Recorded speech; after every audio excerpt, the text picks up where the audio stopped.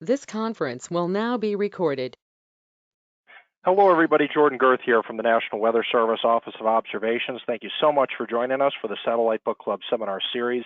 This is session number 160. We're glad to have a presentation today from Sean Campbell, Senior Aviation Meteorologist from the Aviation Weather Center in Kansas City, Missouri. The title of his presentation is Convective SIGMET Desk Operations at AWC, Some Useful Satellite-Based Products.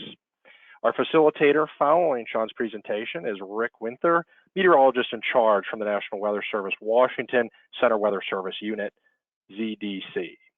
Just a few reminders before we get underway that this session is being recorded. As you just heard, there will be an opportunity for Q&A after the presentation. If you have signed in with an office account or a generic account, please note your full name when asking a question in the chat. We will be fielding all of the questions in the chat. However, if you'd like to make your question out loud, just note so, and we will pass it to you. We're always looking for future presenters. Please contact the TowerS team, Kashad Bowman, Emily Maddox. They do all of the work behind the scenes to get this Satellite Book Club up and running each and every week, and I am so appreciative for them. The training team can help create training materials that may be unavailable or you may be unaware of. Ross Van Til, the Office of the Chief Learning Officer, can help with that. I'd like to thank our TowerS team, Kashad and Emily, the Office of the Chief Learning Officer, GOZAR and JPSS program, our presenter, facilitator, and all of you for being with us today. Without further ado, let me introduce Sean Campbell, who, as I previously mentioned, is a meteorologist at the Aviation Weather Center. Previously in the National Weather Service, he worked at the Leesburg, Virginia Center Weather Service Unit and the Billings, Montana Weather Forecast Office. Before joining the National Weather Service, Sean served as a weather officer in the U.S. Air Force for 10 years. He earned his bachelor's and master's in atmospheric sciences from Creighton University. Sean, we're glad to have you at the Satellite Book Club today. Thanks for having me. And yes, I am Sean Campbell, so Senior Aviation Meteorologist here at the Aviation Weather Center. My presentation today is going to be on the Convective SIGMET Desk Operations at the Aviation Weather Center. Some useful satellite-based products. So a brief overview of what I'm going to talk about today. I'll talk first a little bit about what convective SIGMETs are. Those are abbreviated CSIGs here. We'll talk a little bit about the CSIG desk operations at the Aviation Weather Center, and then I'll roll into some satellite and satellite-based products used by CSIG forecasters. And for that, I kind of took a poll of some of the CSIG forecasters to see exactly what they use, because not all of us use the same satellite-based products. So it was kind of interesting to see what some of the responses were. And I'll go through some of those responses and some of those satellite-based products. And then we'll finish it up with a wrap-up and some questions. So CSIGs, or convective SIGMETs, the SIGMET portion actually stands for Significant Meteorological Information. So these CSIGs are essentially aviation warnings for lines of thunderstorms, which the line has to be at least 60 miles long, with thunderstorms impacting or affecting at least 40% of this line's length. So we have to know a little bit about math in this job.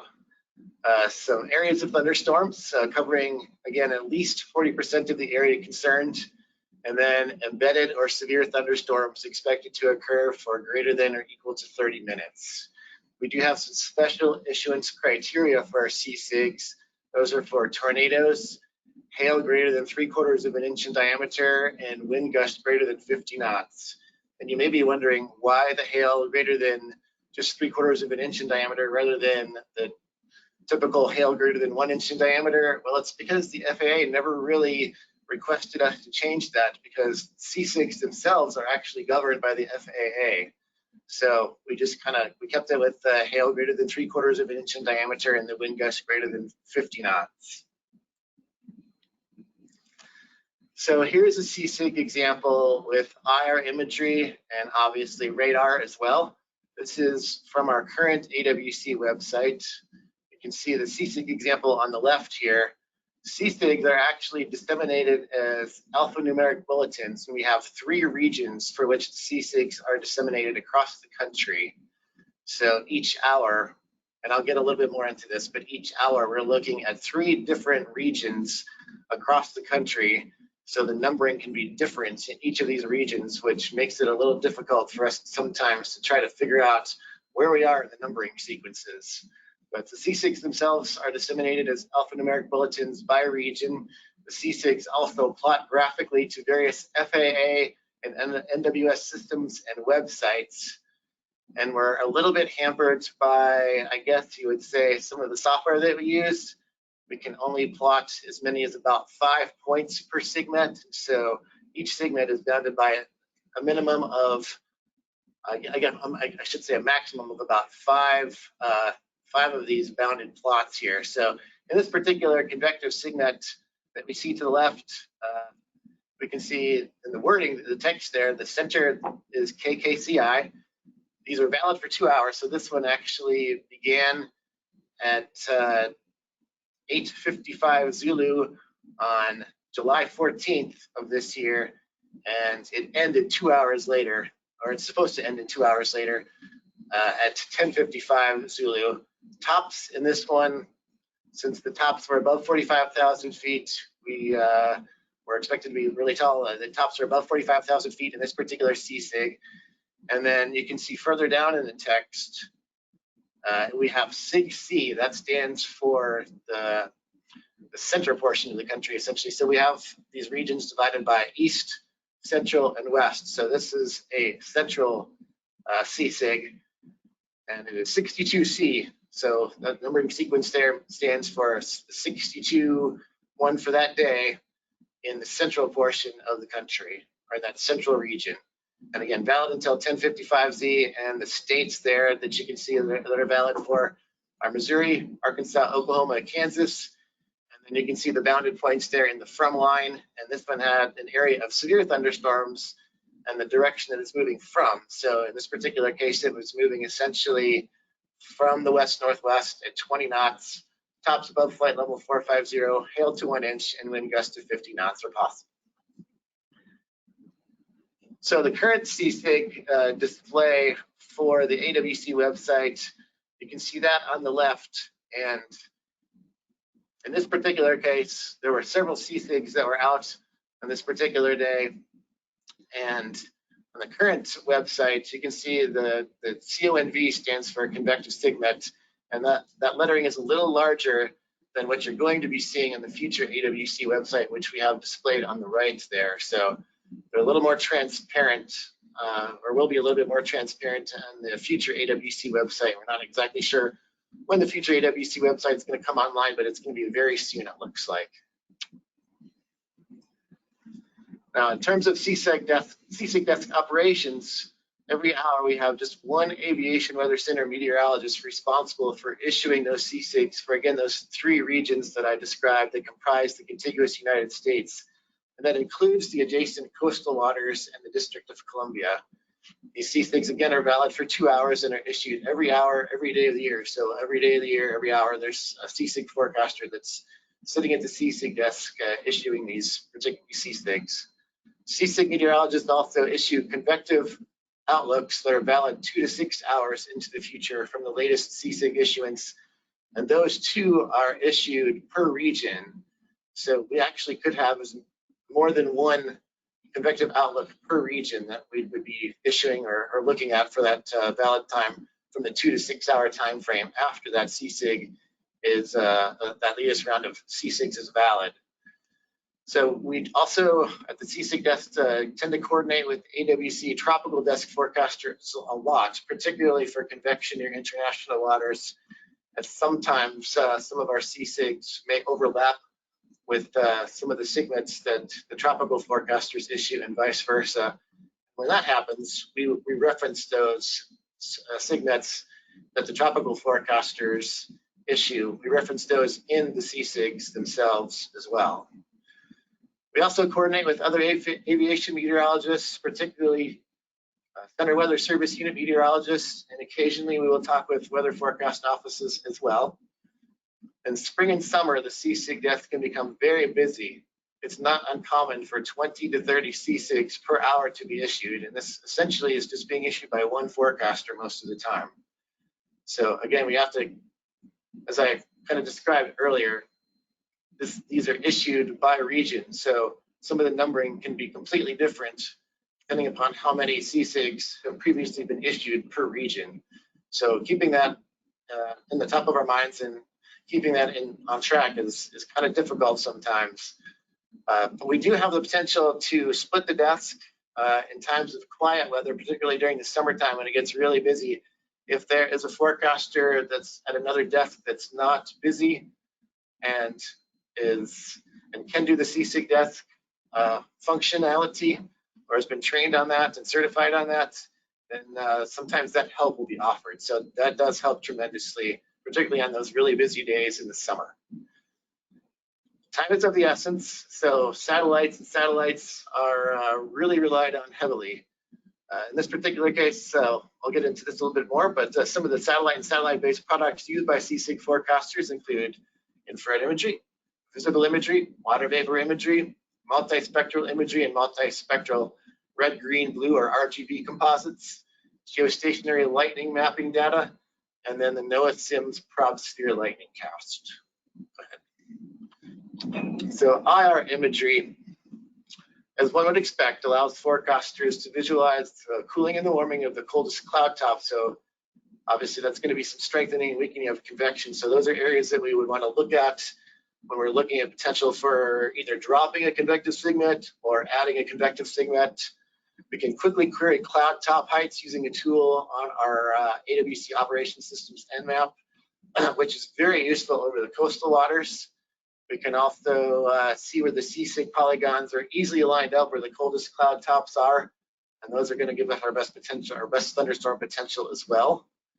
And it's also going to help us identify those anvils and strong blow-offs where we often see that convective-induced turbulence. So you can see on the left there, we have two large convective SIGMETs that are highlighted in yellow there. The outlook for the 2 to 6 hour time frame is highlighted or outlined in white. And this is overlaid on the GO16 8.5 micron, which is the cloud phase IR.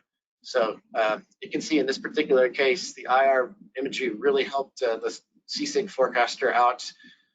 So he or she was able to overlay that those CSIGs with where the best potential for that thunderstorm or convection potential was going to be.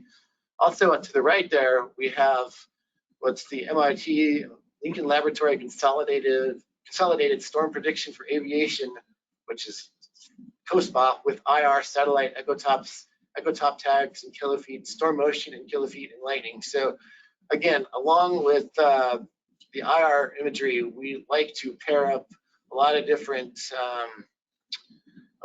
other types of products that one would look at for thunderstorms. And we found that MIT COSPA works really well because it provides us with some echo top tags. It also provides us with storm motion, and it provides us with some lightning data as well. So we like to use the COSPA a lot with the IR satellites as well. Go ahead. Visible imagery, which is obviously only useful in the daytime, does help identify developing cumulus, helps identify some of that cumulus is starting to fall apart. So maybe there are some areas that we don't necessarily want to focus on so much. And then there are areas that we do want to focus on a little bit more with that developing cumulus. So again, that can provide us a heads up on developing convection. It's also very good for capturing mesoscale features such as cold fronts, outflow boundaries, and sea breeze boundaries. In the image on the left, we can see the GO16.47 micron, which is blue.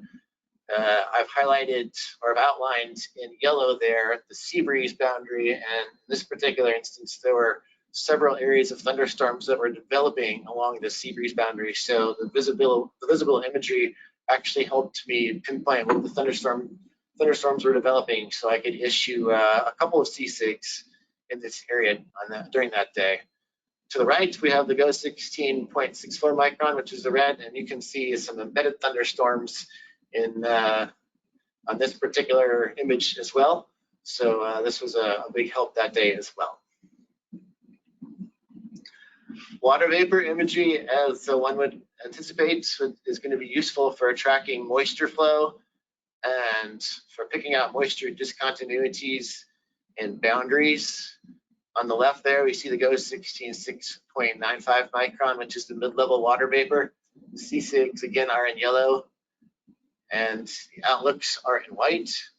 And you can see the areas where there's a little bit more moisture, or there's some moisture discontinuities, where we're starting to see some of those thunderstorms develop. So where it's a little drier, it's more yellow. Where there's more moisture, it's more blue. And then obviously where there is some thunderstorm, where there's deeper convection, we're seeing the whiter clouds and the greener clouds there. So water vapor is very useful in helping us pick out where the best potential for some thunderstorm activity is going to be to help us issue our convective SIGMETs. We go 16 6.9 micron upper level water vapors on the right, and again, very similar to what we see on the left there in terms of moisture discontinuities, helping us to determine where those potential for deeper moist convection is going to be for our issuances of convective SIGMETs. We certainly like looking at multispectral imagery and multispectral RGB composites. Some examples in this particular case. On the left there, we have the GOES Viz fog. And again, the C-SIG is in yellow, the outlook is in white. And we particularly like to use this, obviously, for nighttime, because the UMET set has also a nighttime microphysics, which is IR blends. We use these to look for low clouds, which are in white or light blue. And I've highlighted an outflow boundary enhancing convection in that image on the left there, which is in white. And we can see that was helping to actually enhance some of that convection. We also like to look for that for the lower clouds in the white and blue to help determine if convection is embedded. It's also good at night to see developing convection and to find boundaries along which convection may form. I really like this UMETSAT image on the right there, because you can see the outflow boundary in white that's enhancing some of this convection, and the higher cloud tops, or the more convective cloud tops, are actually those that are in like the brighter reds there and oranges. Another one that we'd like to look at is the day cloud phase distinction RGB, which was created by the JMA, which is Japanese Meteorological Agency there. It's a blend of visible and near IR. So it's certainly best looked at during the day, since it does have a lot of visible blending there. But it's very good for monitoring thunderstorm evolution, because glaciating clouds, which we see in green, and thick high clouds with ice particles in yellow, certainly are going to be signaling vertical development and cloud ice, which are really necessary for charge separation and lightning. They're also going to be more indicative of convective related turbulence. And we can see in the day cloud phase distinction picture on the left, there's just a number of areas where we're seeing that convection and convective development. So that really helped in this particular case to pinpoint where the C-SIGs were needed. Now, the series of pictures on the right there is a day cloud phase distinction over southern Indiana and northwest Kentucky. The top one is the first one, and then 30 minutes later is the bottom right image that shows the day cloud phase distinction, where we can see these areas of thunderstorms starting to develop. So by watching this, I was actually able to get a little bit of a lead time on convective SIGMET there. We also like to look at the geocolor. It's a blend of 5 GOES-R ABI channels, both visible and IR imagery.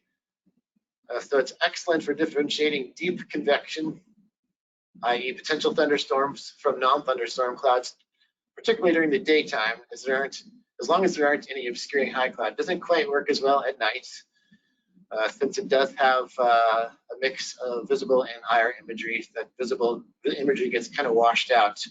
But in these particular examples here, you can see we're starting to see some thunderstorm development over in the left image over western Montana and approaching central Montana there, and then in the image to the right, starting to see some of that thunderstorm development over southeast Arizona and southwest New Mexico.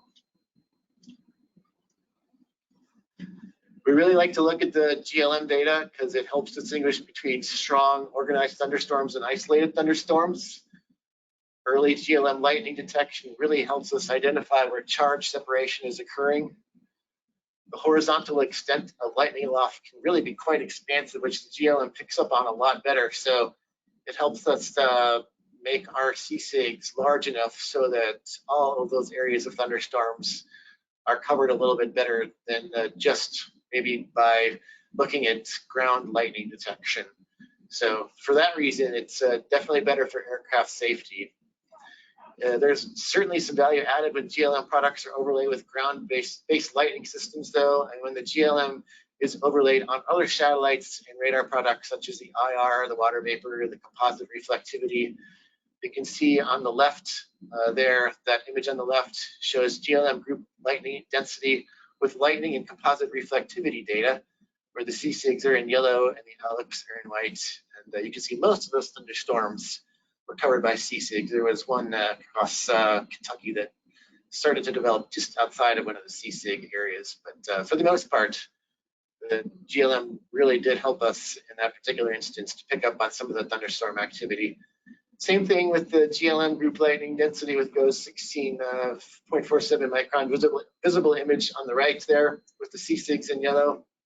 You can see all those thunderstorms with the lightning and the GLM, those were covered by CSIGs. So again, the GLM data really does help us pinpoint where to draw the CSIG boxes and kind of how big to draw them if we're looking in time, since CSIGs are going to go for the next 2 hours. Next question. Next.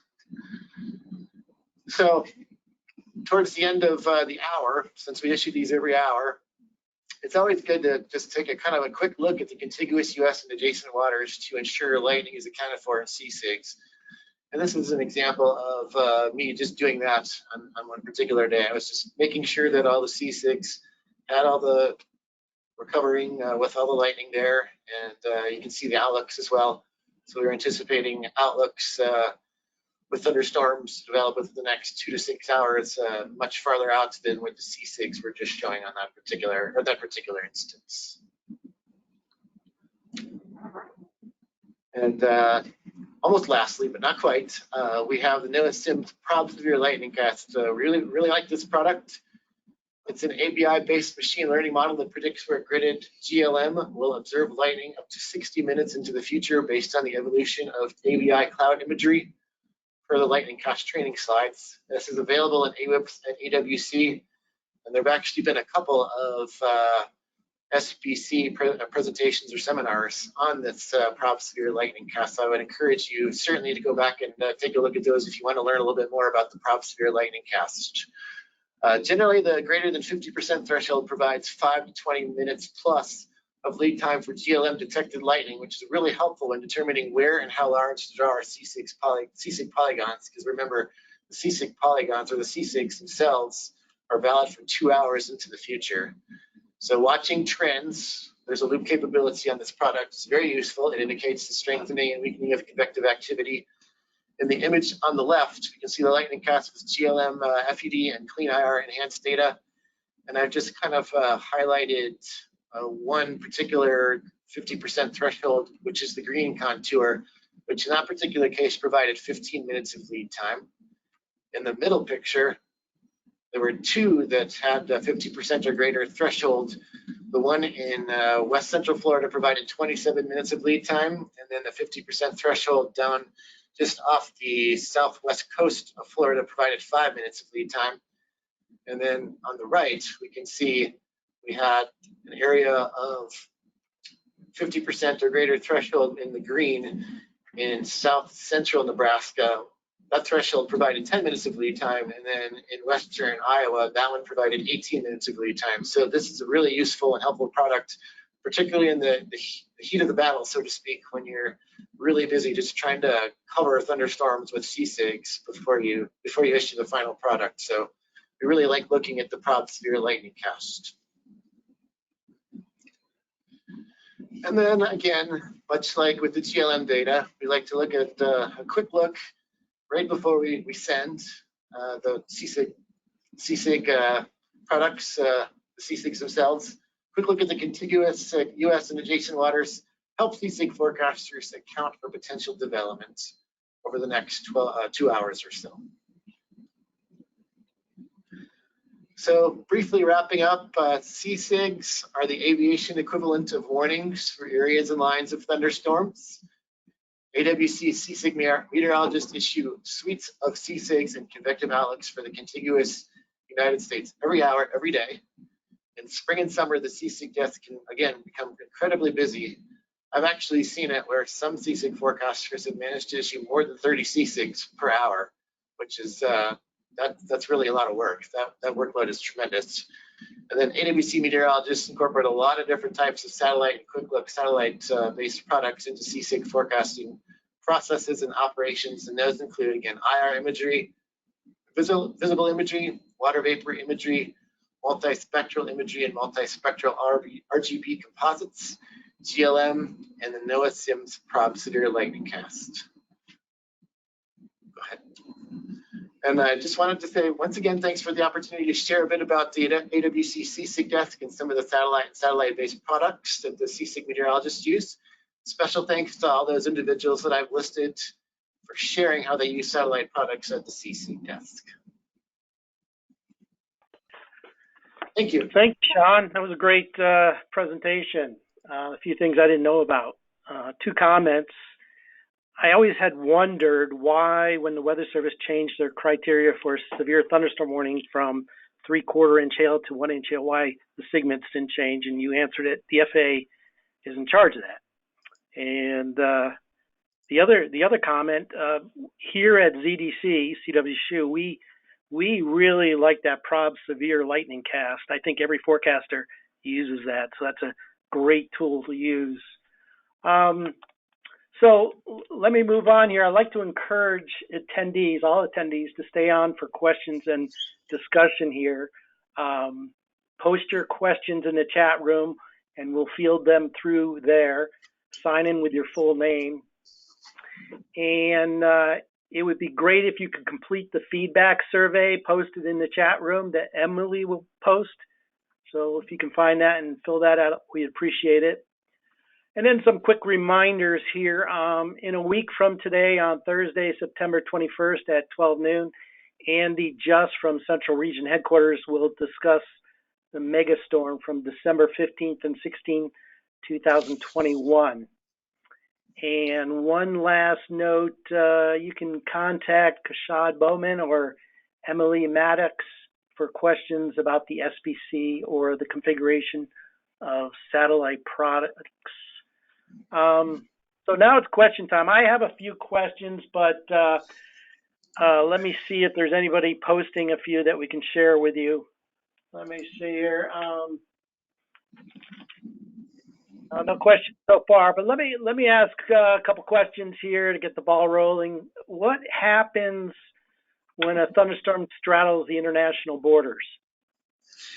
Yeah, in that particular case, what we're going to do, the sea-sig forecaster is going to work very closely with the tropical forecasters, since the tropical forecasters are going to be the ones who issue sea-sigs outside of those international, or not sea-sigs, SIGMETs themselves, outside of the international borders. So yeah, we'll coordinate with those folks, and we will reference any of their SIGMETs that they issue in our sea-sig products that we issue. And so we may straddle there out into the international waters a little bit, and they may straddle the international border into the CONUS or adjacent waters to the CONUS as well.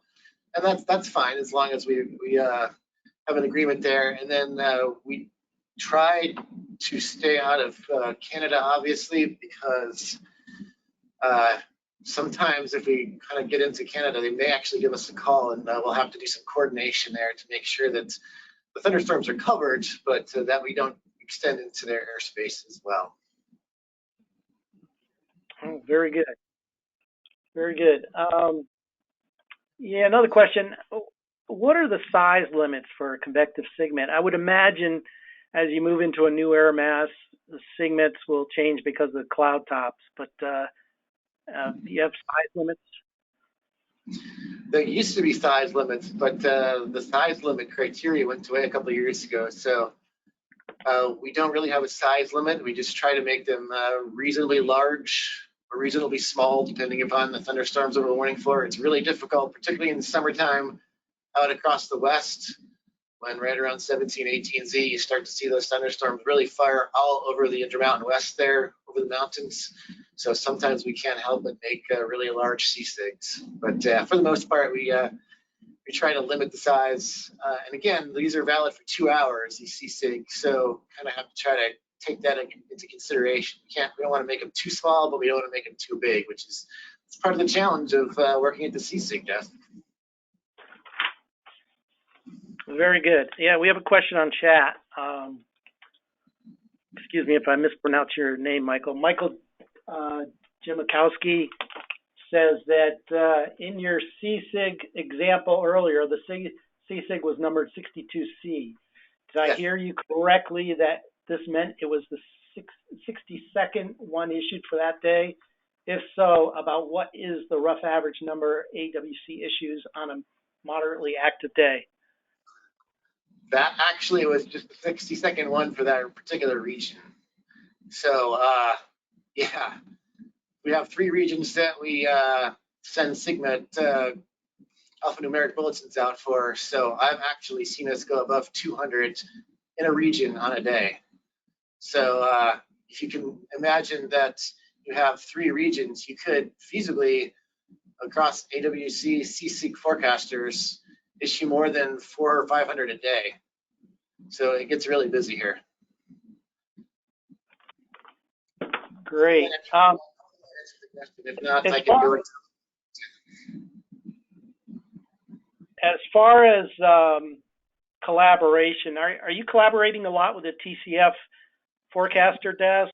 And if so, do you also collaborate on Slack when you're on that desk? We can. Since we get a little busy during the summertime, we really don't do a lot of collaborating with the TCF desk, but we take a look at the TCF products. And for the outlooks, just keeping in mind that we're looking really for any thunderstorm potential development across that region. Our areas are going to be way bigger than the TCF desk, which certainly has different criteria. In terms of Slack, we can monitor, but the CSIG forecasters aren't required to monitor the TCF chat. Okay, so what would be the best way to collaborate on Slack with you, or is that possible? It's possible, yeah. Yeah, the CSIG forecasters are generally speaking on the AWC Slack channel. Okay. Okay, still waiting for a few more questions. I don't see any. I have one more question. Do you anticipate any changes in the Convective SIGMET program over the next 5 years? As a matter of fact, there are quite a few changes that are being planned. The FAA is actually already engaging with the National Weather Service to include changing that 2-hour time frame to 1 hour, also removing the outlooks and changing the format to XML, as well as removing the regionalized bulletins, the East, Central, and West. So those are some of the big changes that are going to be coming down the pike on the CSIG desk over the next couple of years. Don't exactly know when that's going to happen, but again, some bigger changes with the outlooks going away, the CSIG being more valid for more than just for 1 hour rather than for 2 hours. Some of that XML format changing, and then removing of those outlooks again. So yeah, some bigger changes coming down the pike for the CSIG desk. Oh, excellent. I didn't know that. Wow. All right. Well, let me look for any more questions. Don't see any. If anybody wants to post one last time here. Otherwise, I guess I'll throw it over to Jordan. All right. Thank you so much, Rick. I guess I'll just ask one more question since we have a little time here. I mean, Sean, thank you for covering some of those major tools that you use, satellite imagery and the products like Lightning Cast. But are there any other observational gaps that you can think of that would make it easier to issue CSIGs or any other aspects of the aviation weather services that the Weather Service provides? As far as gaps, I have to think that one through for a while, but I think we do pretty well with everything that's being offered right now. So I think we're okay at the moment. All right, sounds great. Always good to have a happy customer. Yeah, With that, we'll wrap it up for today. Again, I want to just thank you, Sean, and thanks, Rick, for moderating. Of course, the Satellite Book Club is going to continue next week. We've got Andy Just from Central Region Headquarters is going to discuss the megastorm from December of 2021. So tune into that. Should be very, very interesting. As has already been mentioned, you can reach out to Kashad and Emily if you have any questions, not only about the Satellite Book Club, but about configuring AWIPs with for additional satellite products, or you can reach out to the TowerS team on the Slack channel. So with that, we'll wrap it up for today. Hope everybody is having a good last week of summer, and hope you tune in again next week. Take care, everybody.